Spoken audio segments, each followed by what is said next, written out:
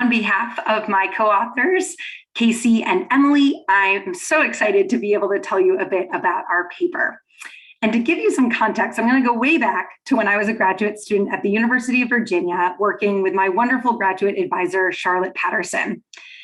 It was when I was a graduate student that I had the opportunity to begin what is now a longitudinal study, the Contemporary Adoptive Family Study, which has followed families who have lesbian, gay, and heterosexual parents and their children, all adopted through private domestic infant placements over time.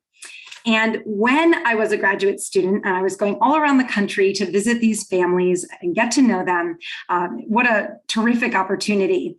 I started to hear stories that really intrigued me about particularly contact with birth relatives and how in many of these cases, the birth parents had intentionally selected these parents, including same gender parents. So these two mom and two dad families.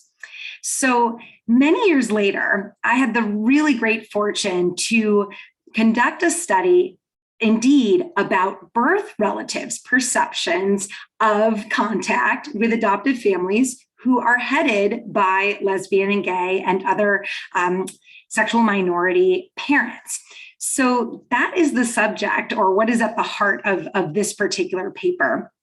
And we had sort of three broader aims. One was about, do birth relatives consider same gender adoptive parent family placements when they are faced with that challenging decision to place a child for adoption? Secondly, among those birth relatives whose child was actually placed in a two mom or two dad family, what were the particular reasons or motivations behind that decision? And then finally, in this study, we had a really unique opportunity to sort of compare and contrast among 7 unique adoption triads. That is an adoption triad comprised of the birth relative, the adopted child, and the adoptive parents. What each of them says in terms of their perceptions of contact with one another, their satisfaction, their desires for more contact in the future, and other sort of qualitative information about their experience. So in this mixed method study, you'll see both survey and interview data represented. We were really excited. Emily and I, in particular, conducted the thematic analysis that's all about what birth relatives say in terms of why they did place their child with two moms and two dads. And there's a whole host of fascinating reasons around personal connections or desiring a family that was inclusive and open-minded and diverse, as well as recognition about the obstacles that sexual minority adults may face when they adopt children. There are also some creative reasons around parents' gender, geography, and other perceived similarities and connection.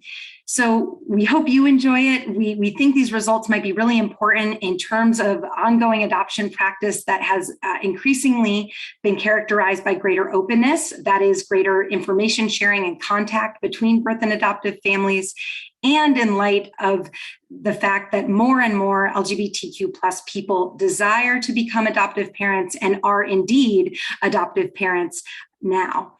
So happy reading and feel free to contact us with any questions.